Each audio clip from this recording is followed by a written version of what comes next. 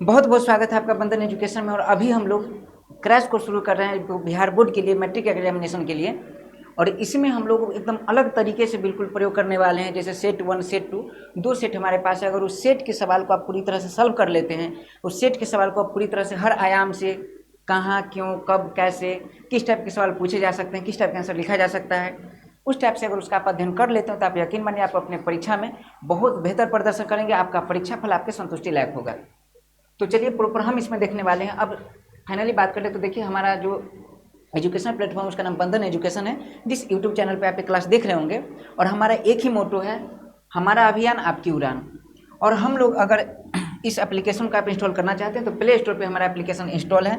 YouTube पे आप इसका आनंद उठा रहे होंगे और प्ले स्टोर पे बंधन एजुकेशन के नाम से हमारा जो इंस्टीट्यूशन है उपलब्ध है, एप्लीकेशन उपलब्ध है। इसे आप प्ले स्टोर के माध्यम से इंस्टॉल कीजिए और क्लास का लुत्फ उठाइए। इसके साथ अगर आप हमारे जो बाकी सोशल साइट्स से जुड़ना चाहते हैं तो इंस्टाग्राम, फेसबुक वगैरह QR कोड से स्कैन करके जुड़ सकते हैं।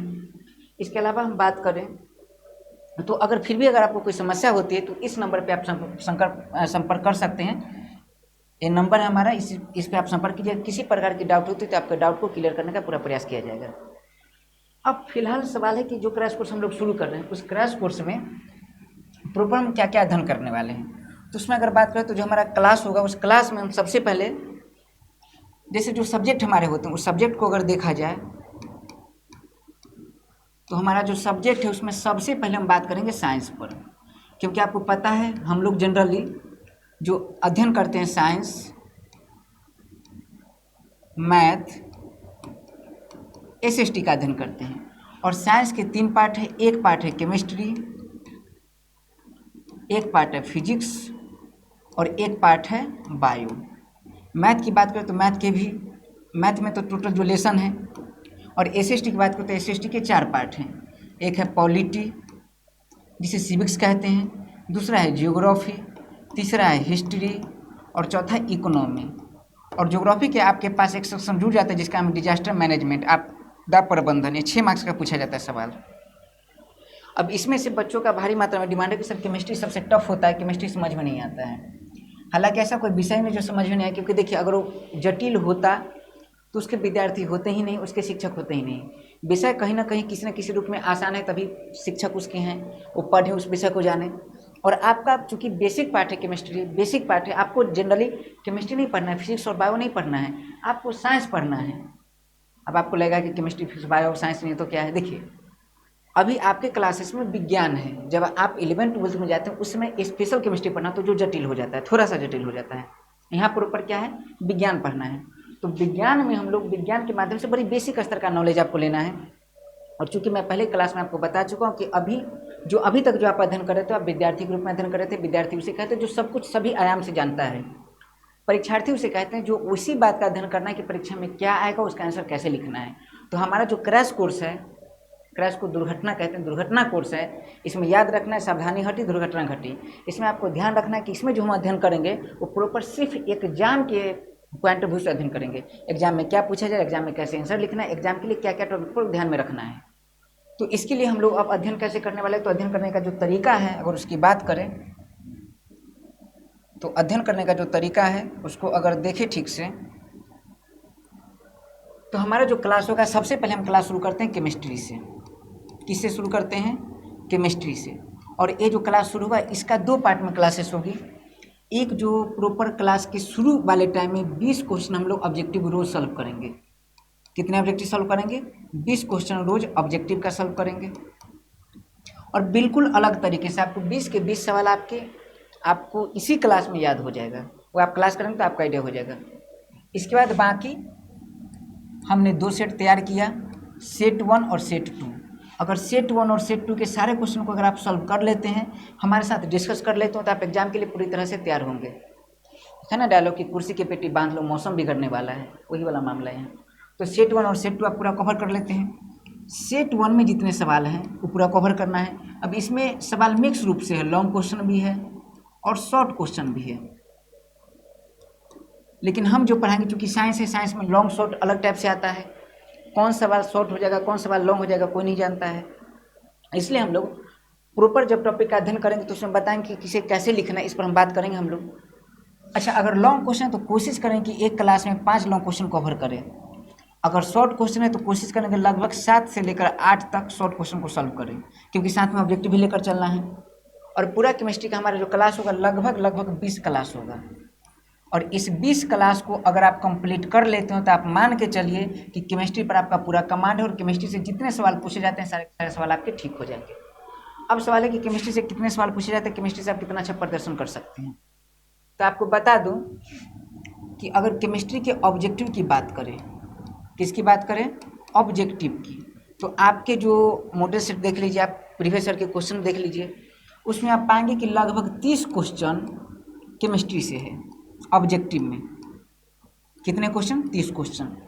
और आप ये मान के चलिए कि जो यहाँ प्रॉपर जो लेक्चर दी जाएगी, यहाँ क्लास से जो कराया जाएगा, ऑब्जेक्टिव सॉल्व कराया जाएगा, उसमें आप इतना मान के चलिए, देखिए 100% की गारंटी कहीं नहीं है, गारंटी लेना अच्छी बात भी नहीं है, क्योंकि हम लोग अध्ययन करा रहे हैं, कोई सामान नहीं बेच रहे हैं कि हम गारंटी लें। लेकिन फिर भी ऐसा अनुमान है, आप अगर यकीन करें, आप लेक्चर देखिए, आप सवाल बनाने का प्रयास कीजिए, तो इतना एक मतलब इतना मैं आपको भरोसा दिला सकता हूँ कि 25 से प्लस क्वेश्चन आप ऑब्जेक्टिव में ठीक कर लेंगे एग्जाम में, सिर्फ केमिस्ट्री से। ऐसा फिजिक्स में भी होगा, ऐसा बायो में भी होगा, और आप ऑब्जेक्टिव पूरा के पूरा कंप्लीट सही करके आएंगे। ठीक है, तो 25 प्लस क्वेश्चन आप ऑब्जेक्टिव का ठीक कर लेंगे। और सब्जेक्टिव की अगर बात करें तो 25 को देखिए, याद रखिए, लगभग 30 नंबर का सवाल तो यहाँ से आ रहा है आपका। 30 ऑब्जेक्टिव होता है, हालांकि सब मिला मिला के ऑब्जेक्टिव होता है, बायोलॉजी, केमिस्ट्री, फिजिक्स सबसे। तो 30 क्वेश्चन आपको केमिस्ट्री का देखने को मिल जाएगा। और 30 अगर आ रहा है सवाल तो आप 25 क्वेश्चन, 25 प्लस या 25 के आसपास आप क्वेश्चन ऑब्जेक्टिव के यहाँ से सॉल्व कर सकते हैं। बहुत कम क्लास है, 20 क्लास में।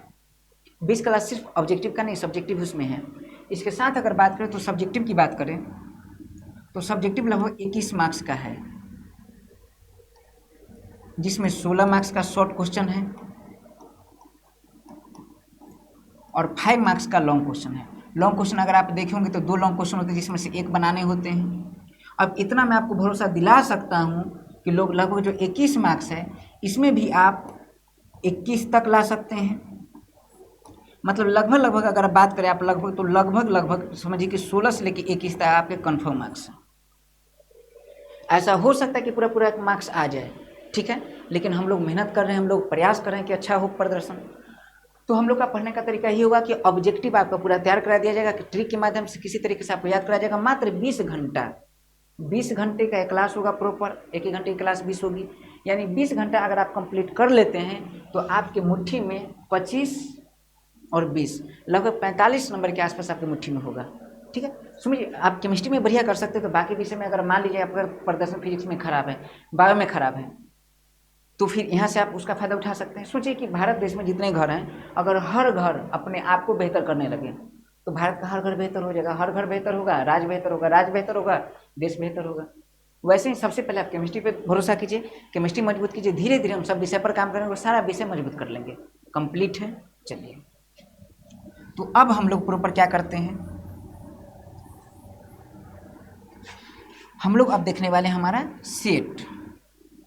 तो चलिए, ये है हमारा सेट प्रॉपर, और ये सेट आप देख रहे होंगे, ये है सेट नंबर 1। और ये सेट अगर आप कंप्लीट कर लेते हैं तो जैसे सेट पेपर ठीक से सनसनी निगाहों से देखिए। निम्न का वर्णन करें एवं दो उदाहरण दें। आप सवाल देखेंगे एग्जाम में, सवाल आ जाता है कि उभयधर्मी ऑक्साइड क्या है, इसके उदाहरण दीजिए, खनिज के उदाहरण दीजिए, उष्माक्षेपीय अभिक्रिया के उदाहरण दीजिए, उष्माशोषीय अभिक्रिया के उदाहरण दीजिए। ऐसे सवाल हमने तैयार किया है। और याद रखना, इस सारे सवाल को हम लोग बारी बारी से निम्न का वर्णन करें एवं दो उदाहरण दें। तो उष्माक्षेपी, उष्माशोषी, इसे हम ठीक से लिखेंगे, इसे सॉल्व करेंगे, बढ़िया से सॉल्व करेंगे, इसे समझेंगे, और फिर इसका आंसर एग्जाम में कैसे लिखना है वो भी देखेंगे। कंप्लीट है। तो पूरा एकदम परीक्षा के हिसाब से पढ़ना है। अगर आप अभी भी अपना समय बर्बाद कर लिए हैं तो अभी कुछ नहीं बिगड़ा है, अभी नहीं तो कभी नहीं। जुड़ जाइए हमसे और मिल के बेहतर करते हैं, मिल के चमत्कार करते हैं। चलिए, ठीक है। तो ऐसा सवाल पर देख लीजिए। आप सुने होंगे सवाल, संक्षारण क्या है, विकृत गंधिता क्या है, विकृत गंधिता को अंग्रेजी में रेंसिडिटी कहते हैं, आघात वर्ध क्या है, तन्य क्या है, खनिज क्या है, अयस्क क्या है, गैंग क्या है, ऑक्सीकारक क्या है, नोडीकरण क्या है, सूचक क्या है, उभयधर्मी ऑक्साइड क्या है, हाइड्रोकार्बन तथा इसके प्रकार को परिभाषित करें, रासायनिक बंधन तथा इसके प्रकार का वर्णन करें। सारा सवाल इंपॉर्टेंट है। सहसंयोजक बंधन और आयनिक बंधन में क्या अंतर है, संतुलित रासायनिक समीकरण क्या है, इसे संतुलित करना क्यों आवश्यक है, सारा सवाल इंपॉर्टेंट है। और याद रखना है, ए नहीं तो कुछ नहीं, अभी नहीं तो कभी नहीं, इतना बात याद रखिएगा। आप बेहतर करने का प्रयास करें, अपने आप को झोंक दीजिए, लगा दीजिए, फिर देखिए परिणाम हमेशा अच्छा आएगा। तो आज की क्लास में प्रॉपर हम ऑब्जेक्टिव सॉल्व नहीं करेंगे, लेकिन नेक्स्ट क्लास से हम लोग पूरा ऑब्जेक्टिव और सब्जेक्टिव सब पर ध्यान देंगे, ठीक है। चलिए, तो हम लोग आज की क्लास में क्या करने वाले हैं, तो आज की क्लास में हम लोग प्रयास करते हैं कि जो पहला क्वेश्चन है, पहला नंबर क्वेश्चन, इसके जितने भी पार्ट है सभी का हम अध्ययन कर पाएँ, ठीक। चलिए, तो हम लोग शुरू करते हैं। सबसे पहला सवाल देखना और आंसर में आना है। तो सबसे पहला सवाल देख लीजिए। सबसे पहला सवाल क्या है, ऊष्माक्षेपी एवं ऊष्माशोषी क्या है। तो हम लोग सबसे पहले टॉपिक लिखेंगे, दो टॉपिक, एक तो लिखेंगे ऊष्माक्षेपी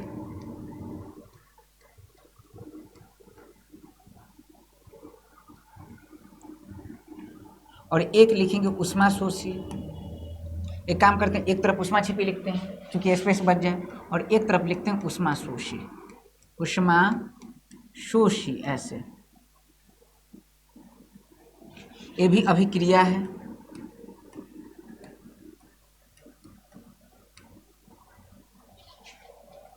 और ये भी क्या है, अभिक्रिया है।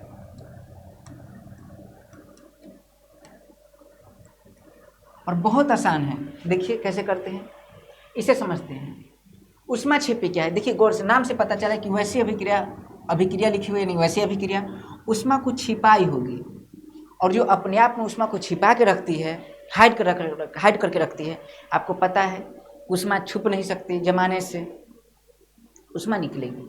यानी वैसे अभिक्रिया जिसमें ऊष्मा निकलती है उसे ऊष्माक्षेपी कहते हैं। जैसे समझते हैं, आप जानते होंगे कोयला है, और कोयला को अगर जलाना है तो दुनिया में किसी चीज़ को जलाने वाला दो ही लोग हैं, एक तो पड़ोसी, दूसरा ऑक्सीजन।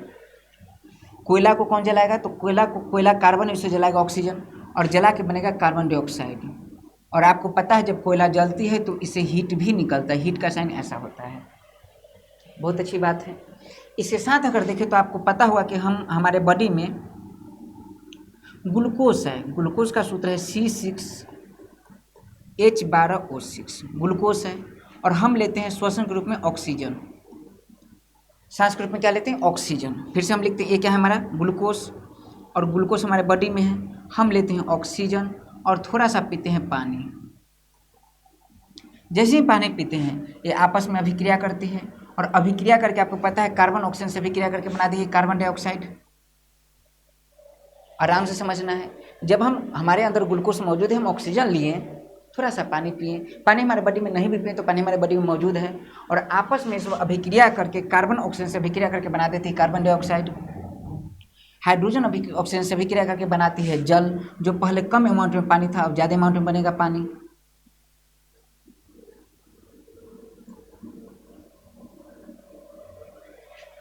आ रहा समझ में।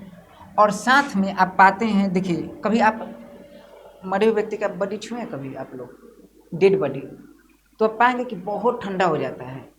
अब किसी से पूछे क्यों ठंडा हो जाता है, क्योंकि सर मरने के बाद उसको बर्फ में रखा जाता है, नहीं, बेवकूफ़ी वाली बात है। ठंडा इसलिए हो जाता है कि उसमें श्वसन की प्रक्रिया नहीं होती है, और श्वसन की प्रक्रिया के कारण, जब श्वसन की प्रक्रिया जिंदा में होती है, टाइगर जिंदा है, जिसमें श्वसन की प्रक्रिया होगी, श्वसन के कारण, श्वसन यही अभिक्रिया है। हम जब तक जिंदा हैं तब तक शर्मिंदा है। देखिए जब तक जिंदा है तब तक हमारे बॉडी में क्या है, ग्लूकोज है, हम सांस लेते हैं, ऑक्सीजन गया, हमारे बॉडी में H2 है, आपस में सब अभिक्रिया किया, कार्बन डाइऑक्साइड बनाया। कार्बन डाइऑक्साइड एक तो गर्म गैस है, उसको हम बॉडी से बाहर निकाल देते हैं, जल मौजूद है अंदर, और साथ में ऊष्मा उत्पन्न होता है, और उसी ऊष्मा के कारण हमारा बॉडी गर्म होता है। कितना गर्म होता है, 36.4 डिग्री C। हमारा शरीर का समान ताप कितना है, लिखना है सब ऑब्जेक्टिव, जो बोलूँगा सब लिखना है आपको, 36.4 डिग्री सेल्सियस, ठीक है, हमारे शरीर का तापमान है। तो उसका एक, हमारा शरीर गर्म क्यों होता है, बोलते हैं ना आई एम हॉट, क्यों, हम गर्म इसलिए है क्योंकि दिमाग गर्म, हम गर्म इसलिए है क्योंकि हमारे बॉडी में ग्लूकोज है, वो लेने वाले ऑक्सीजन से भी क्रिया करके, जल से भी क्रिया करके कार्बन डाइऑक्साइड और H2O बना दी, डेल्टा, ये ऊष्मा को उत्पन्न करती है, ऊष्मा को उत्पन्न करती है। आप एक और प्रयोग देखे होंगे, अगर आपको याद होगा तो आपके घर में कभी आता होगा चूना, आपको कई बार लोग चूना लगाए होंगे, चूना आ गया, और दिवाली के टाइम पर आप चूना को जल में डाल देते हैं। जल में जैसे ही डाल देते हैं तो डालने के बाद आप देख रहे होंगे कि वो चूना है वो फफोला बुलबुला उत्पन्न कर रहा है, और वो चूना का पानी पूरा गर्म हो चुका है। क्यों गर्म हो चुका है? क्योंकि वास्तव में ये चूना है, ये जल से अभिक्रिया करके बनाती CaOH होल 2 और साथ में क्या उत्पन्न करती? हीट। देखिए ठीक से, कोयला को गर्म करके छुइएगा जल जाइएगा, किसी आदमी को छुइएगा हॉट आदमी को जल जाइएगा, चूना को पानी में डाल के छुइएगा आपका हाथ जल जाएगा। ठीक से देखिए, ये सारी जो अभिक्रिया आपको दिख रही है, सारी अभिक्रिया में क्या उत्पन्न हो रहा है? सारी अभिक्रिया में क्या उत्पन्न हो रहा है? सारी अभिक्रिया में उत्पन्न हो रहा है हीट, हीट, हीट। यानी वैसी अभिक्रिया जिससे ऊष्मा उत्पन्न होती है, वैसी अभिक्रिया को हम ऊष्माक्षेपी अभिक्रिया कहते हैं। कंप्लीट। जल्दी जल्दी लिखिए, एग्जाम में क्या लिखना है? तो एग्जाम में लिखना है कि वैसी अभिक्रिया, एग्जाम में क्या लिखना है? क्या लिखना है एग्जाम में? तो एग्जाम में लिखना है, बहुत आराम से ऐसे लिखना है कि वैसी अभिक्रिया, वैसी अभिक्रिया। और थोड़ा सा एग्जाम में इंग्लिश हिंदी, चूंकि साइंस में जरूरी है इंग्लिश का भी प्रयोग करना, तो हम कह सकते हैं वैसी रिएक्शन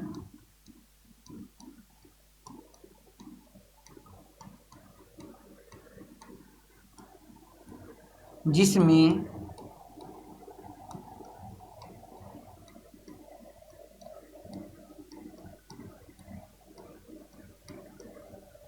हीट की उत्पत्ति हो या हीट का उत्सर्जन हो, ज़्यादा बढ़िया है, जिसमें हीट का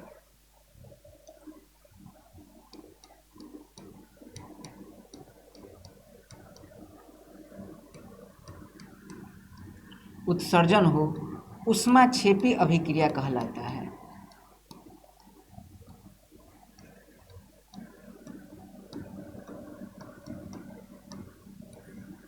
ऊष्माक्षेपी अभिक्रिया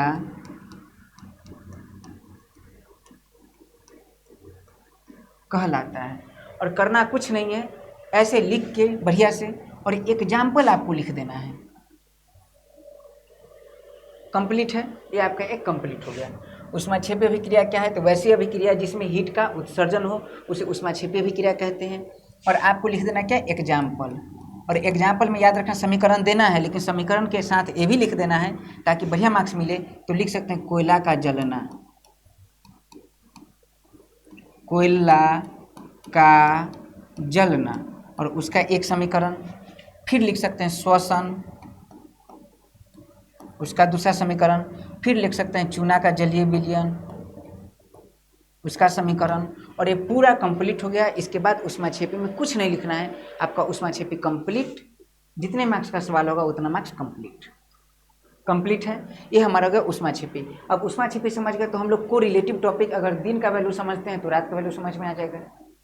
ठीक है, तो को रिलेटिव टॉपिक क्या होगा? ऊष्माक्षेपी, ऊष्मा शोषी। तो हम लोग अब ऊष्मा से शोषी समझेंगे। देखिए लग भी रहा है कि वैसे अभिक्रिया जो ऊष्मा का अवशोषण करता होगा। आप चावल बनाते हैं, कच्चा चावल को पानी में डालते हैं, उसको ईंधन पे मतलब फ्लेम पे रख देते हैं, फ्यूल पे। जैसे ही रखते हैं फिर चावल पक जाता है। तो कहने का मतलब क्या कि उसमें ऊष्मा लगी तभी तो चावल बना। तो याद रखना कि वैसा प्रोसेस जो होता है उसे कहते हैं ऊष्मा शोषी अभिक्रिया। वैसा प्रोसेस अगर हो तो, यानी वैसी अभिक्रिया जिसमें ऊष्मा का क्या होता है? अवशोषण होता है, उसे ऊष्मा शोषी अभिक्रिया कहते हैं। शोषी है ना, शोषी मतलब अवशोषण कर लेना। तो बताइए ऊष्मा शोषी अभिक्रिया क्या होगा? अब जैसे मैं आपके दिमाग में कुछ बताइए, इसका एग्जाम्पल क्या? ऊष्मा शोषी अभिक्रिया क्या होता है? तो सोचिए ठीक से, जिसमें ऊष्मा लगे। जैसे आपको बता दूं कि आप कभी देखोगे CaCO3, इसे कहते हैं सुनो ना संगमरमर की ये मीनारे। तो संगमरमर है, आप इसे जब गर्म करते हैं, क्या करते हैं? गर्म करते हैं। तो गर्म करने के बाद इसका ट्रिक मैं फुल कोर्स पढ़ा उसमें बता चुका हूँ कि जब भी किसी कंपाउंड को तोड़ना हो तो हम कहेंगे पहला देखो लास्ट देखो। तो क्या है? CaO, पहला देखो लास्ट देखो। बीच वाला को आगे फेंको, तो बीच में क्या है? C, तो इसे आगे फेंको। बच गया फिर उसको लिखो, तो टोटल क्या है? 3 लिखा मैंने, एक बच के कितना गया? 2, उसे लिख दीजिए, ये हो गया। अच्छा एक और हम लिखते हैं MgCO3, MgCO3, इसे आप प्रॉपर गर्म कीजिए। और MgCO3 का आप गर्म करते हैं, सबसे बढ़िया एग्जाम्पल एक है जो मैं बोल देता हूँ, एग्जाम में पूछा भी जाता है, FeSO4। जब इसे आप गर्म करेंगे तो गर्म करने के बाद ये बनता है Fe2O3 और प्लस, देखिए ना वही चीज़, मतलब Fe2O3 और प्लस SO2 और प्लस SO3। इसे हम आगे समझाएंगे, डिकम्पोजिशन रिएक्शन में समझाएंगे आगे। तो इस एग्जाम्पल को भी याद रखना है। साथ में अगर याद रखें तो वही ट्रिक पर काम करेगा MgCO3। पहला देखो लास्ट देखो तो क्या हो जाएगा MgO प्लस बीच वाला को आगे फेंको बच गया, फिर उसको लिखो। आप ठीक से देखिए तो सभी जितनी अभिक्रिया उसमें क्या करें हम, जब तक संगमरमर को गर्म नहीं करेंगे तब तक संगमरमर की मीनारें नहीं टूटेगी। ताजमहल को अगर आप 996 डिग्री से पर गर्म कर देते हैं, वही ताजमहल एकदम चूना जैसा है ना कि चूना का पाउडर वैसा बदल जाएगा। FeSO4 × 7H2O इसे कहा जाता है हरा थोथा। क्या कहते हैं, हरा कासिस या हरा थोथा, लिख लेना है। हरा थोथा का सूत्र क्या है, FeSO4 × 7H2O। FeSO4 × 7H2O हरा थोथा, हरा कासिस या ग्रीन विट्रोल। जब इसे गर्म करते हैं तो Fe2O3 SO2 बनाती है। इसके बाद बात करें MgCO3 को Mg और CO2 बनाते हैं। तो क्या लग रहा है, इसमें उष्मा दे रहे हैं और उसके कारण क्या हो जा रहा है, बन रहा है। तो इस अभिक्रिया में उष्मा लग रही है, तो वैसी अभिक्रिया जिसमें उष्मा लगती है, वैसी अभिक्रिया जिसमें उष्मा लगती है उस अभिक्रिया को उष्मा शोषी अभिक्रिया कहते हैं। कंप्लीट। वैसी अभिक्रिया जिसमें उष्मा क्या करती है, लगती है। तो इसका डेफिनेशन जल्दी से लिखिए, मैं लिखवाता हूँ, साथ ही साथ नोट्स तैयार करना है। तो लिखिए, वैसी अभिक्रिया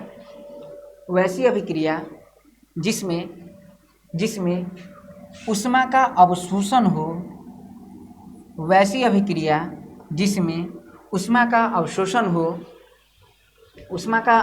हो उसे उष्मा शोषी अभिक्रिया कहते हैं। कंप्लीट है। साथ में आपको एग्जाम्पल याद रखना है, क्योंकि कई बार एग्जाम में पूछ दिया जाता है कि यह कौन सी अभिक्रिया है। तो पहचानने का ट्रिक क्या है, जिसके लास्ट में ऐसा डेल्टा लगा हो, या डेल्टा की जगह पर हो सकता है ऊर्जा लिखा हो सकता है इसकी जगह पर उष्मा लिखा हो। डेल्टा का मतलब ही होता है ऊर्जा और डेल्टा का मतलब ही होता है उष्मा। तो अगर लास्ट में हो तो उष्मा क्षेपी होगा। ठीक है, लास्ट में मतलब निकाल इसलिए क्योंकि छुपा चुका था। और अगर उसको लग रहा है मतलब देखिए यहाँ दे रहे हैं, इसका मतलब उसको लग रहा है, उसको चाहिए, तो ऐसी अभिक्रिया को हम क्या कहते हैं, उष्मा शोषी अभिक्रिया कहते हैं। 2 क्वेश्चन हमारा पूरी तरह से कंप्लीट हो गया। आपको याद भी होगा, इसका ट्रिक याद रखना, उष्मा छेपी छिपाया हुआ था। और जो छिपा हुआ चीज़ आप कभी देखें, हाइड एंड सीक खेले होंगे, गाँव में इसे चोरनुकुआ कहते हैं। तो आप जब मतलब प्रॉपर एक चोर बनता होगा, जो आपको ढूंढने आता होगा, आप लुका छिपी आप छुप जाते होंगे, जो छुपा हुआ कभी ना कभी निकलेगा। तो उष्मा छिपी छुपा हुआ है, कभी ना कभी निकलेगा, निकलना को उत्सर्जन कहते हैं। वैसी अभिक्रिया, यहाँ से डिफिनेशन निकालिए, वैसी अभिक्रिया जिसे उष्मा का उत्सर्जन होता है उसे उष्मा छिपी अभिक्रिया कहते हैं। जैसे श्वसन, कोयला का जलना, चूना को पानी में डालना, ऐसा रहा है। उष्मा शोषी अभिक्रिया वैसी अभिक्रिया जिसमें उष्मा का अवशोषण होता है उसे उष्मा शोषी अभिक्रिया कहते हैं। जैसे संगमरमर को गर्म करने से वो चूना में बदल जाता है। ये सारा चीज़ कंप्लीट हो गया पूरा। 2 क्वेश्चन हम कंप्लीट कर चुके हैं। अब हम इसके पीछे का सवाल देखते हैं। ये दोनों कंप्लीट। अब एग्जाम में अगर ये सवाल आए तो ना तो आपसे बचना चाहिए और ना तो आपसे बचना चाहिए। चलिए, दूसरा सवाल क्या है, तो दूसरा सवाल है संक्षारण और विकृत गंधिता। ठीक है, तो अब हम प्रॉपर क्या देखेंगे, संक्षारण और विकृत गंधिता एक साथ देखेंगे। पहले देख लेते हैं संक्षारण। एग्जाम में देखिए संक्षारण क्या है, क्वेश्चन आएगा, आपको ऐसे लिखना है संक्षारण। 2 पेन ले जाना है, ब्लैक पेन और ब्लू पेन। ब्लैक पेन से टॉपिक लिखना है, तो संक्षारण आप ऐसे लिखिए, और संक्षारण ऐसे लिख के इसे आप कीजिए अंडरलाइन, ब्लैक पेन से ही आप स्टार दीजिए ऐसे, और नीचे दीजिए ऐसे एरो, और फिर आपको संक्षारण का आंसर लिखना है। लेकिन संक्षारण का आंसर लिखने के पहले संक्षारण को समझिए, संक्षारण होता क्या है। कोई आप ले लीजिए मेटल, और जब भी याद रखना, जब आंसर लिखना है तो उसमें डायग्राम जरूर बनाना है, तो बढ़िया मार्क्स मिलेगा। तो मान लीजिए मैंने क्या क्या लिख लिया, मेटल, और इसे मैंने दिखा दिया कि लोहे का कील है।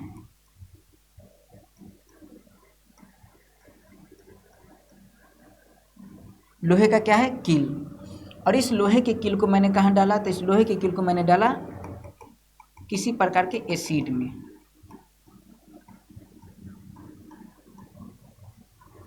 या लोहे की कील को डाला किसी प्रकार के आर्द्रता में,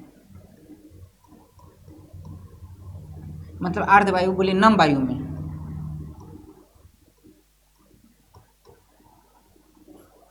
तो हम पाएंगे कि लोहा ऐसा नहीं रहेगा। ये जो लोहा है, ये लोहा, अब जब इस लोहा को बाहर निकालेंगे, इसे कह दीजिए फिगर फर्स्ट। और जब इसे अब बाहर निकालेंगे इस लोहा को, लोहा पहले वैसे ही बनाते हैं जैसा था,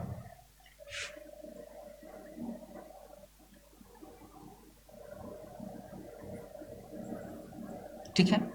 अब इसमें क्या होगा, भूरे रंग का, अगर लोहा है प्रॉपर तो इसमें भूरे रंग का परत बैठ जाएगी। भूरा रंग है कोई इसमें, ये है मान लीजिए, ऐसे मुझे कलर का ज्ञान कम है।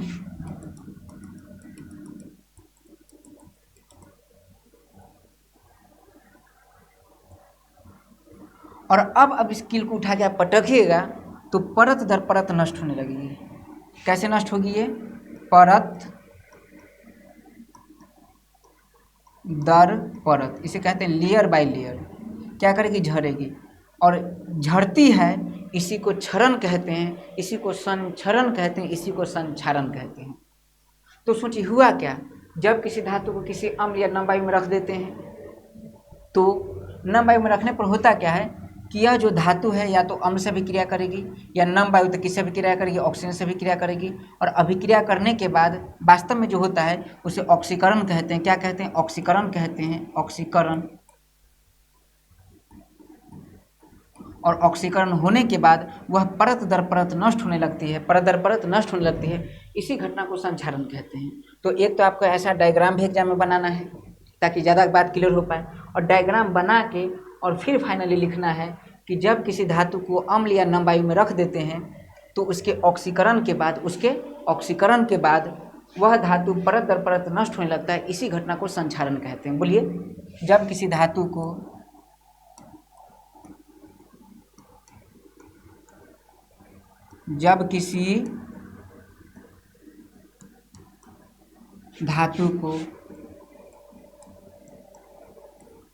अम्ल या नम वायु में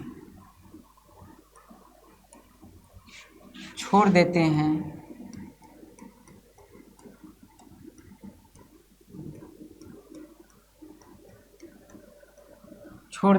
तो वह ऑक्सीकृत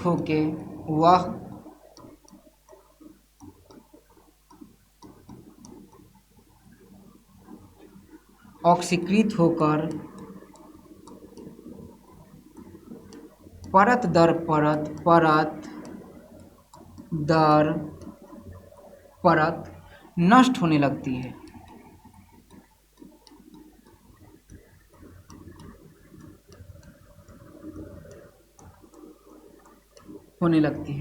यह घटना या यह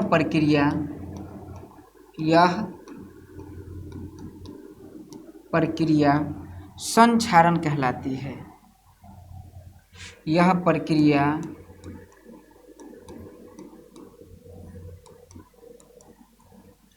संक्षारण कहलाती है।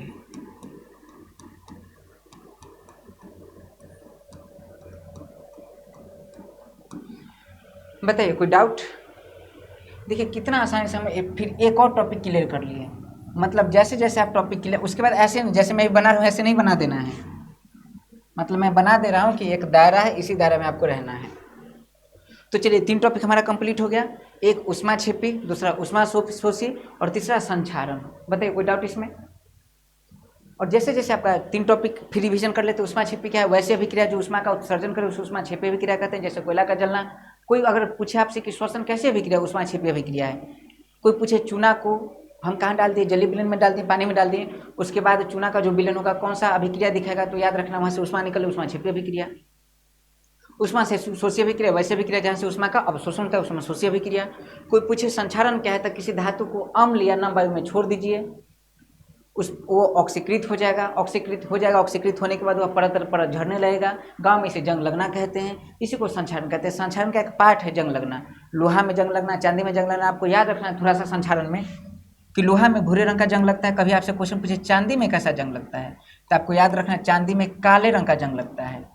और चांदी में जो जंग लगता है किसकी उपस्थिति में, तो आपको याद रखना सल्फर की उपस्थिति में। किसके उपस्थिति में? सल्फर की उपस्थिति में। कोई आपसे पूछे तांबा पे कैसा जंग लगता है, तो आपको याद रखना तांबा पे जंग लगता है हरे रंग का जंग लगता है। कैसा? हरे रंग का। और किसकी उपस्थिति में, तो आपको याद रखना कार्बन डाइऑक्साइड की उपस्थिति में। कोई पूछे अगर कोई पूछे एल्युमिनियम पे कैसा जंग लगता है, तो एल्युमिनियम ऐसा एक तत्व है जिस पर अगर ऑक्सीजन का लेयर चढ़े तो उसको एनोडीकरण कहते हैं, और एल्युमिनियम और ज़्यादा मजबूत हो जाता है। एल्युमिनियम कहता है ऑक्सीजन को कायदे में रहोगे तो फायदे में रहोगे, मेरे से चिपको मत ज़्यादा। ऑक्सीजन चिपकता है, एल्युमिनियम और मजबूत। क्लियर है? तो हमारा 3 क्वेश्चन एकदम पूरी तरह से कंप्लीट हो चुका है। अब अगला सवाल हम देखते हैं कंप्यूटर स्क्रीन पे। देखिए अगला सवाल है विकृत गंधिता।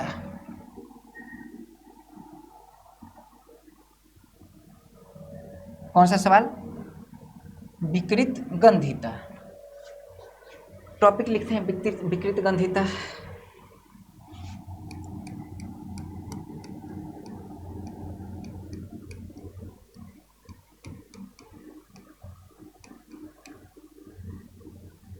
इसे अंग्रेजी में कहा जाता है रैंसिडिटी।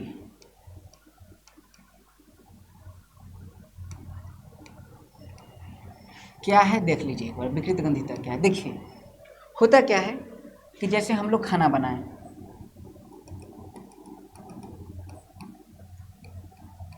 ये क्या है? सब्जी है मान लीजिए,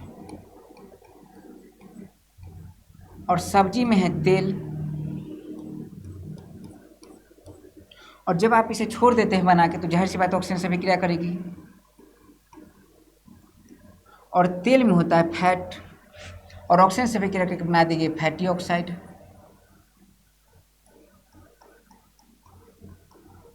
और जो फैटी ऑक्साइड है याद रखना बहुत बुरा स्मेल करती है, बहुत बैड स्मेल करती है। और फैटी ऑक्साइड में याद रखना बैक्टीरिया वगैरह ज़्यादा अट्रैक्ट होता है, बैक्टीरिया वगैरह ज़्यादा लग जाता है। क्लियर है? अब एक बात समझिए यहाँ ठीक से, क्या हुआ? तेल था, और तेल की वजह से, तेल मसाला था, ऑक्सीजन से विक्रिया करके फैटी ऑक्साइड बना जो बैड स्मेल करता है। और बैड को ही बैड स्मेल करे, खराब करे, खराब को ही कहा जाता है विकृत, और स्मेल को हिंदी में कहा जाता है गंध। इसलिए एक टॉपिक बनाया विकृत गंधिता। विकृत गंधिता क्या है? तो आप यहाँ से अब कहानी बना सकते हैं। क्या हुआ? तो जब किसी वसा वाले पदार्थ या तेलीय पदार्थ को खुला छोड़ दिया जाता है, क्या कर दिया जाता है? खुला छोड़ दिया जाता है, तो वह ऑक्सीकृत होकर, इसमें भी क्या हो रहा है? ऑक्सीजन से विक्रिया मतलब ऑक्सीकृत हो रहा है, और ऑक्सीकृत को टेक्निकल भाषा में उपचयित कहते हैं। इसलिए अगर बेहतर है तो आप उपचयित लिखिए। तो जब तेल या वसायुक्त पदार्थ को कहाँ रखते हैं? खुली हवा में छोड़ देते हैं, तो वह ऑक्सीकृत होकर फैटी ऑक्साइड बनाता है जो बहुत बैड स्मेल करता है। इसी घटना को विकृत गंधिता कहते हैं, और यह फूड आइटम खराब भी हो जाता है। इसे क्या कहते हैं? विकृत गंधिता। तो चलिए हम लिखते हैं, कहानी समझिए और कहानी के माध्यम से लिखिए। बोलिए, जब वसायुक्त पदार्थ को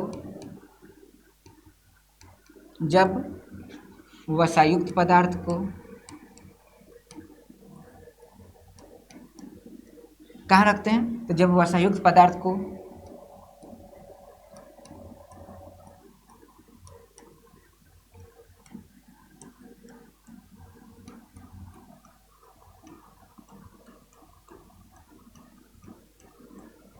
खुली वायु में छोड़ देते हैं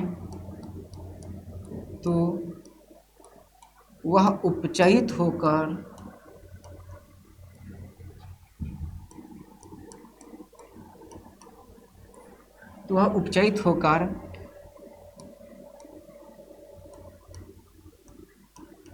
बैड स्मेल क्रिएट करती है, या बैड स्मेल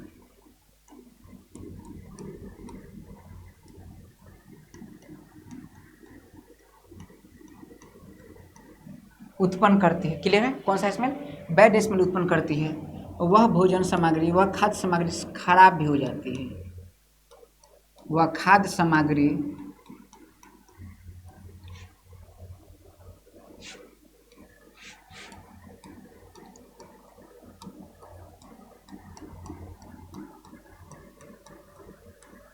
खराब हो जाती है, विकृत गंधिता कहलाती है।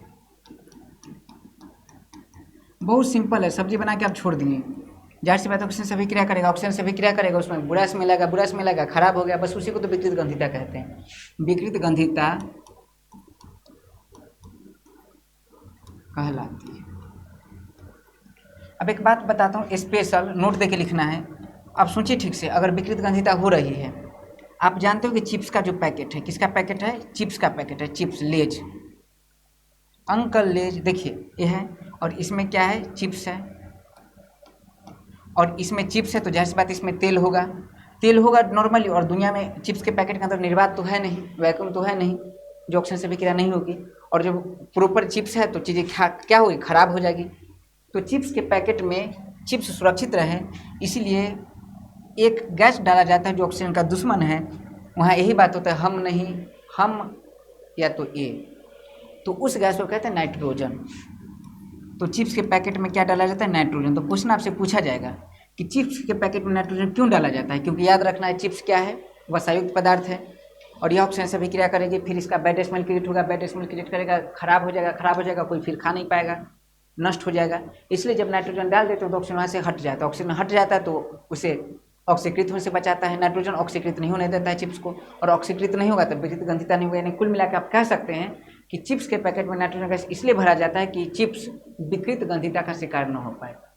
यानी कह सकते हैं कि चिप्स को विकृत गंधिता से बचाने के लिए चिप्स के पैकेट में नाइट्रोजन गैस डाला जाता है। कंप्लीट। तो ये सवाल मैं आपको बता दूं, अगर आप देखना चाहें तो ये सवाल आपको चलिए ये सवाल भी होगा ही कहीं, हम लोग देख लेते हैं।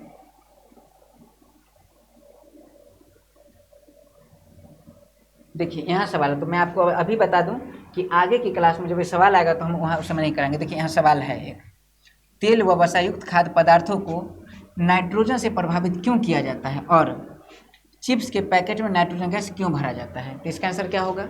इसका आंसर अभी अगर प्रॉपर कोई दूसरा साइड पेज है तो वहाँ लिख लीजिए, क्योंकि उस टाइम पे इसका सवाल हम लोग नहीं करवाएंगे, इसका जवाब हम लोग नहीं करवाएंगे, क्योंकि अभी समझा चुका हूँ। तो इसका आंसर जल्दी से कहीं अलग लिखिए, बाद में फिर नंबर बाय नंबर एक नोट्स बनाइए और वहाँ लिख लीजिएगा। इसका आंसर नोट कीजिए। ई नंबर 12 का ई नंबर क्वेश्चन को इसका आंसर तेल एवं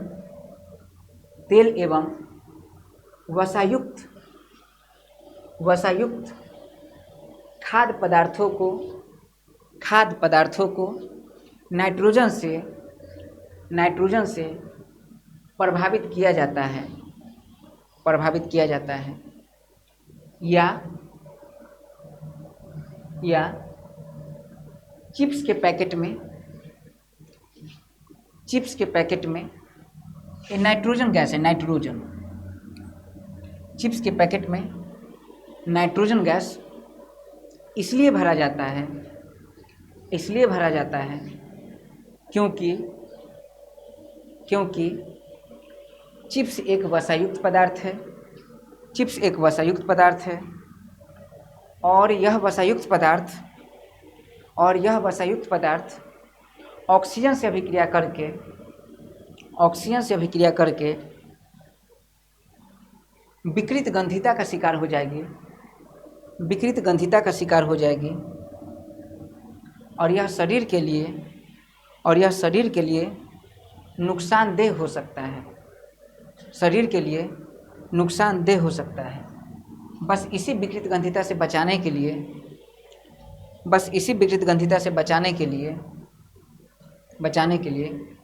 तेलीय पदार्थ को नाइट्रोजन से प्रभावित कराया जाता है। चलिए हमारा कंप्लीट हो गया, ये भी क्लियर है। आगे और कंप्लीट है, लेकिन हम जैसे जैसे पढ़ेंगे वैसे वैसे देखेंगे कि श्वसन कुसुमाक्षेपी अभिक्रिया क्यों कहते हैं, उस समय देखेंगे।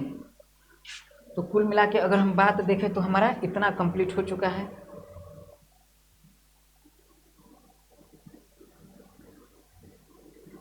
चलिए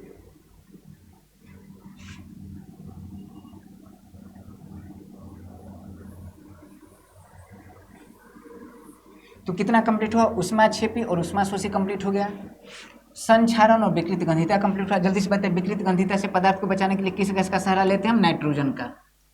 नाइट्रोजन का परमाणु संख्या 7, परमाणु भार 14। नाइट्रोजन का खोज किसने किया था? रदरफोर्ड। साइड से याद रखना है। नाइट्रोजन का परमाणु संख्या 7, परमाणु भार 14, खोज किसने किया था? रदरफोर्ड ने। नाइट्रोजन एक ऐसा गैस है जो अक्रिय गैस जैसा व्यवहार करता है। नाइट्रोजन अक्रिय गैस बिल्कुल नहीं है। अक्रिय गैस है 6, हीलियम, नियन, आर्गन, क्रिप्टन, जेनन, रेडन। इसमें से रेडन गैस है और हमारे वायुमंडल में नहीं पाई जाती। वो तभी निकलेगी जब किसी प्रकार का आपदा जैसे भूकंप होने वाली है, तो भूकंप से पहले रेडन गैस निकलती है। लेकिन ऐसा कौन सा गैस है जो अक्रिय गैस जैसा है? नाइट्रोजन। क्लियर है? चलिए इतना कंप्लीट है। अब हम फाइनली अब देखते हैं आगे, बहुत खूबसूरत टॉपिक है, उसका नाम है आघातवर्त एवं तन्यता। आघातवर्त थोड़ा सा प्रिंटिंग मिस्टेक है, आघातवर्त होता है। चलिए तो हम लोग अब क्या लिखने वाले हैं, अघातवर्ध एवं तन्यता।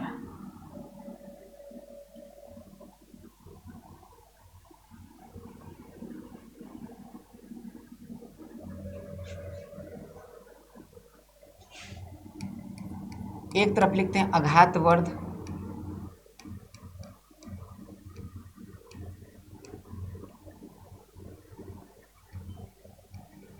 मैलिएबल इसे कहा जाता है, और दूसरी तरफ लिखते हैं तन्यता, इसे डक्टाइल कहते हैं।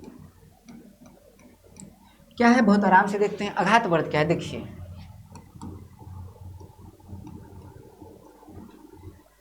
अगर अघातवर्ध को देखा जाए तो बहुत आसान है अघातवर्ध। आप कभी देखे होंगे लोहार को, जो लोहा पीटते हैं तो लोहा को पहले गर्म करते हैं। क्या करते हैं, लोहा को गर्म, और गर्म करने के बाद इस पर हथौड़ा मारते हैं। क्या मारते हैं, हथौड़ा।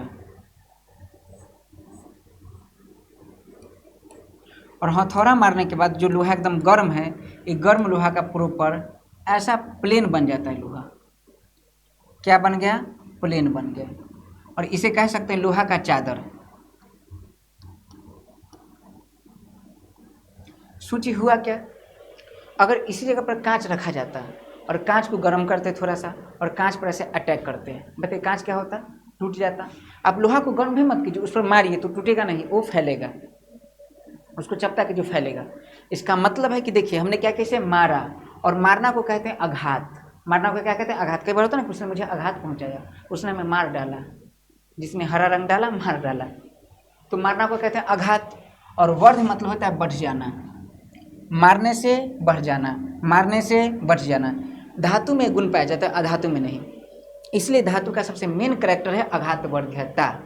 तो क्वेश्चन पूछा जाता है एग्जाम में कि अघातवर्ध्यता का क्या अर्थ है, तो कह सकते हैं कि किसी धातु का वह गुण, ये गुण किसमें पाया जाता है, सिर्फ धातु में, तो कह सकते हैं धातु का वह गुण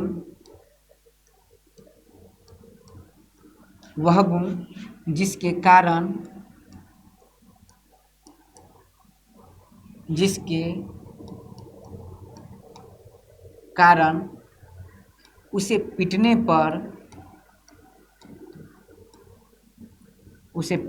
पर चादर बनता है। चादर मतलब प्लेन बनता है, चादर बनता है।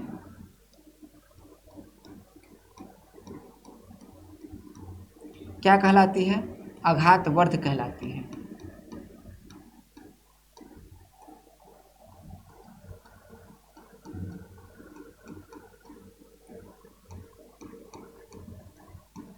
कंप्लीट। अब एक सवाल आपके एग्जाम में पूछा जाए कि सबसे अच्छा आघातवर्ध धातु कौन है, तो है सोना। सोना का संकेत Au है, औरम।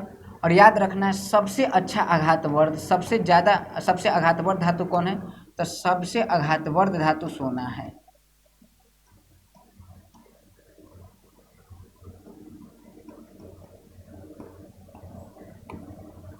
चलिए बताइए, याद रहेगा ये, तो लिखिए जल्दी से। धातु को वह गुण जिसके कारण उसे पीट कर चादर बनाया जाता है, उसे अघातवर्ध कहते हैं। कंप्लीट कीजिए जल्दी।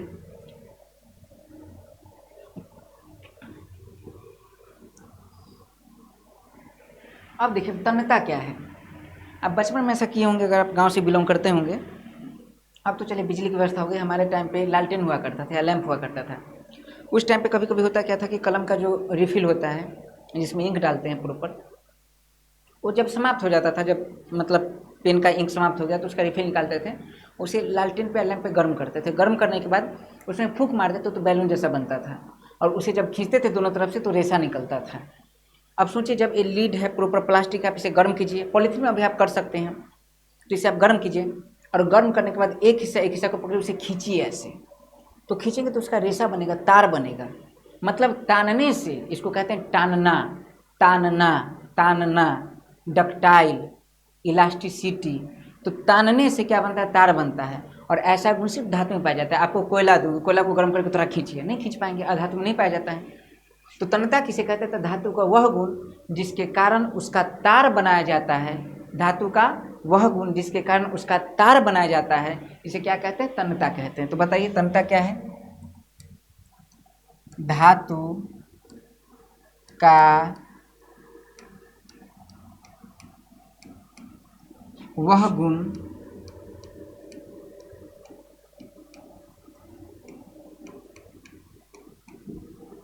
जिसके कारण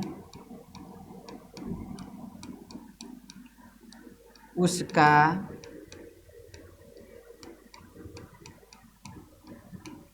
तार बनाया जाता है, तन्यता कहलाता है। क्या कहलाता है? तन्यता कहलाता है। एग्जाम में एक बेहतर आपको और ये करना है कि तन्यता है तो इसका अंग्रेजी होता है डक्टाइल। आपको हमेशा बगल में, जैसे मान लीजिए तन्यता आपको एग्जाम में लिखना है तो तन्यता लिखिए, इसके बगल में लिख दीजिए डक्टाइल। डक्टाइल साइंस में ऐसा करना है, अंग्रेजी वर्ड लिख के उसके बाद ऐसे ऐसे का एरो दे के बाकी चीज़ लिखना है, बढ़िया मार्क्स मिलेगा। अब सवाल है कि सबसे अच्छा तन्य धातु कौन है? तो सबसे ज़्यादा तन्यता वाली धातु सोना है। आपको याद रखना है कि 1 ग्राम सोना से लगभग 2 किलोमीटर लंबा तार खींचा जा सकता है। सोचिए कितना बड़ा तन्य धातु है। ठीक है, तो ये प्रॉपर हमारा हो गया आघातवर्ध और तन्यता। आघातवर्ध, आघात करेंगे तो बढ़ेगा, चादर बनेगा। आघातवर्ध के कारण चादर बनेगा, तन्यता के कारण त से तार, त से तन्यता। तो धातु को वह गुण जिसके कारण तार बनाया जा सकता है उसे तन्यता कहते हैं। याद हो गया होगा आपको। आगे अगर हम देखें तो सवाल जो हमारा है, सवाल बवाल मचा रहा है। अगला सवाल है हमारा खनिज, अयस्क व गैंग। ठीक है, चलिए एक बार हम लिखेंगे खनिज, अयस्क और गैंग और इसे कंप्लीट करेंगे। जल्दी से इसे नोट कीजिए, रोक के लिख लीजिए। अब मैं अगला टॉपिक लिखता हूँ, उसका नाम है खनिज, अयस्क और गैंग। तो एक तरफ लिखेंगे खनिज, दूसरा तरफ लिखेंगे अयस्क और तीसरा तरफ लिखेंगे गैंग।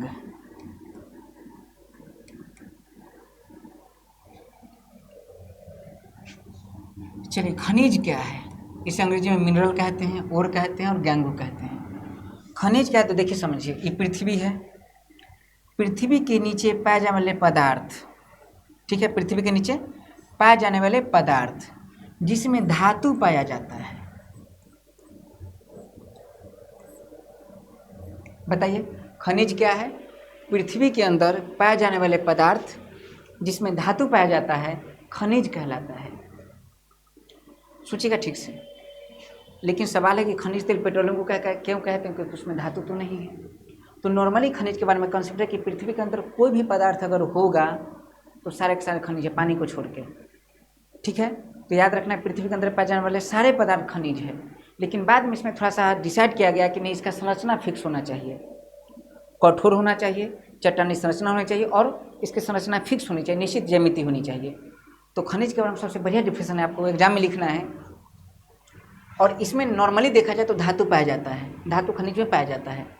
लेकिन जिससे धातु आसानी से निकल जाए, कम खर्चा में निकल जाए, एक साधारण विधि से, सिंपल मेथड से निकल जाए, उसे अयस्क कहते हैं। तो खनिज का डिफिनेशन क्या होगा बोलिए?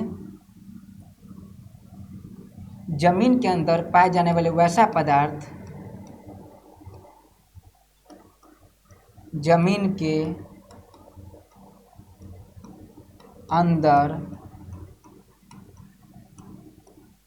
पाए जाने वाला पदार्थ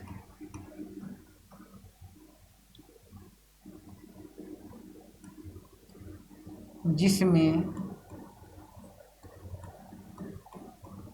धातु हो, खनिज कहलाता है।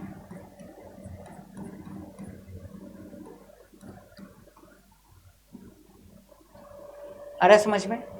तो खनिज क्या समझ में आ गया? खनिज का मतलब साफ साफ है कि जमीन के अंदर पाए जाने वाला वैसा पदार्थ जिसमें क्या हो, धातु हो, खनिज कहलाता है। याद रखना है, शुरू का डिफिनेशन है इसमें धातु, इसमें अधातु भी हो सकता है।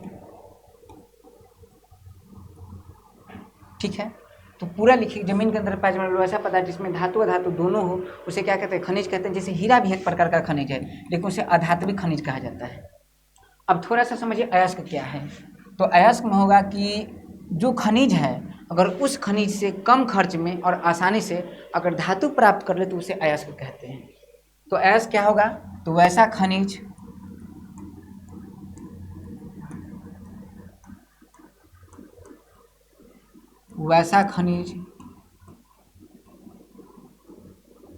जिससे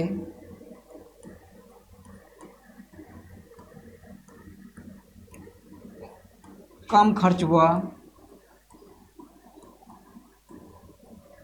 आसानी से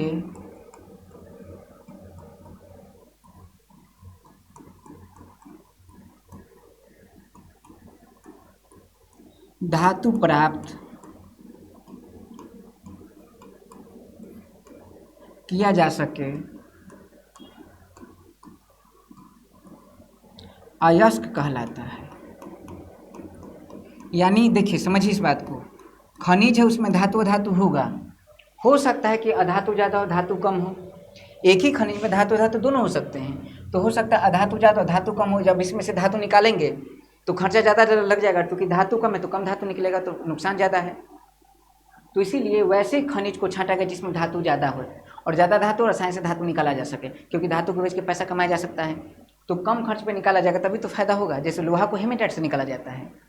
तो इसे याद रखना कि वैसा खनिज जिसे कम खर्च व आसानी से धातु प्राप्त किया जा सके उसे वो क्या कहलाता है? अयस्क कहलाता है। अब एक बात बताइए, सोच के आप, जितने खनिज है क्या सभी अयस्क होंगे? तो नहीं। आप अभी बताएं कि वैसा खनिज जिसे कम खर्च व आसानी से धातु निकाला जा सके वही अयस्क है। इसका मतलब सभी खनिज अयस्क नहीं होते हैं। तो एक लाइन आपको लिखना है कि सभी खनिज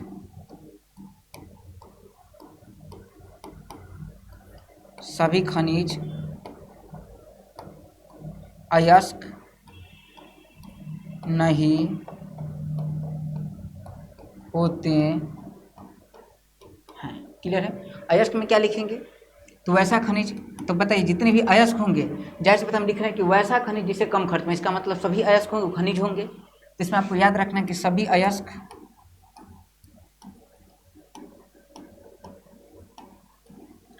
खनिज होते हैं।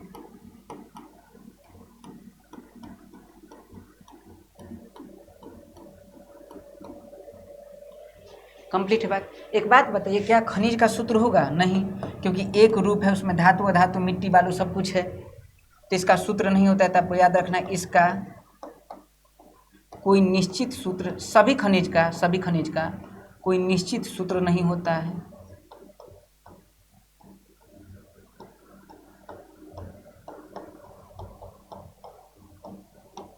लेकिन अयस्क का देखिएगा तो अयस्क का निश्चित सूत्र होता है।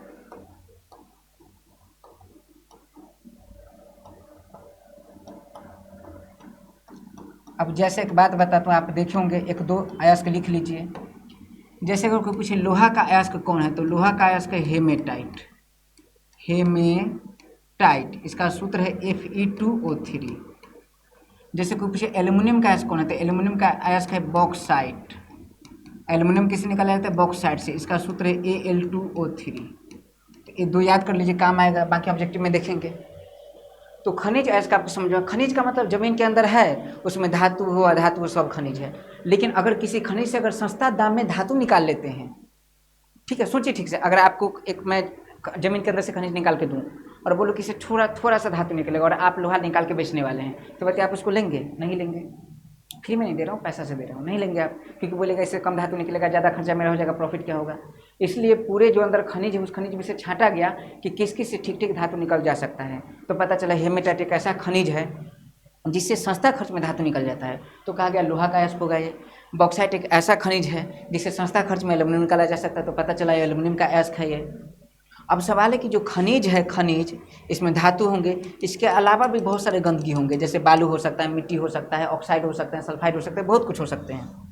तो जिस खनिज में बालू, मिट्टी, ऑक्साइड, सल्फाइड इस टाइप की चीज़ें मौजूद हो उसे कहा जाता है गैंग। तो याद रखना है, खनिज या अयस्क में कह सकते हैं किसे?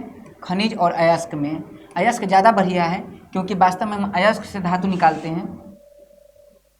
तो हम कह सकते हैं, हम क्या कह सकते हैं? हम कह सकते हैं कि अयस्क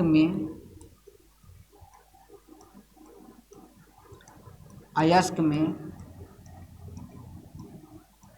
उपस्थित अशुद्धि को, और अशुद्धि के रूप में क्या हो सकता है? अशुद्धि के रूप में बालू हो सकता है, अशुद्धि के रूप में मिट्टी हो सकता है, अशुद्धि के रूप में सल्फाइड ऑक्साइड सब हो सकता है। तो अयस्क में उपस्थित अशुद्धि को क्या कहते हैं? गैंग कहते हैं।